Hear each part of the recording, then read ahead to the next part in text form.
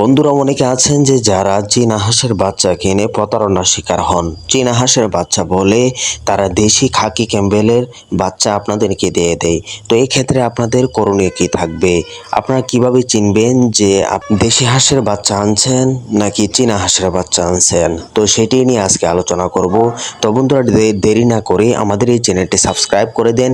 এমন আরো গুরুত্বপূর্ণ ভিডিও আসবে যা আপনাদের অনেক অনেক কাজে দেবে। ডিজিটাল কৃষি খামার চ্যানেল কৃষি জগতে দৃষ্টান্ত স্থাপনকারী এক অনন্য পরিবারের নাম কারি রমজান আলী পরিচালিত, মোহাম্মদ আবু বকর সিদ্দিক প্রতিষ্ঠিত ইউটিউব জগতে আলোড়ন সৃষ্টিকারী ইউটিউব চ্যানেল ডিজিটাল কৃষি খামার আলো ছড়িয়ে যাচ্ছে বিশ্বময়।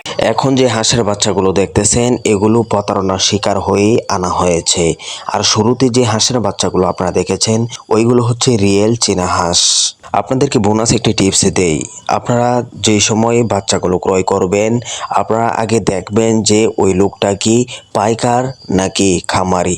যদি খামারি থাকে খামারের কাছ থেকে যদি আপনারা বাচ্চা আনেন তাহলে ইনশাল্লাহ আপনারা ঠকবেন না আশা করি। এবার আসুন আমরা চীনা হাঁস কিভাবে চিনবো। চীনা হাঁসের একটি বৈশিষ্ট্য হলো তার লেজটা লম্বা থাকবে, সোজা থাকবে, পাশি থাকবে। দেখেন এখানে পার্থক্যটা আমি দেখিয়ে দিয়েছি। তো এখানেও দেখেন যে তার লেজটা চীনা হাঁসের লেজটা কতটা মোটা আর এই দেশি হাঁসের লেজটা উপর দিকে বাঁকা থাকে আর কি, এটাই।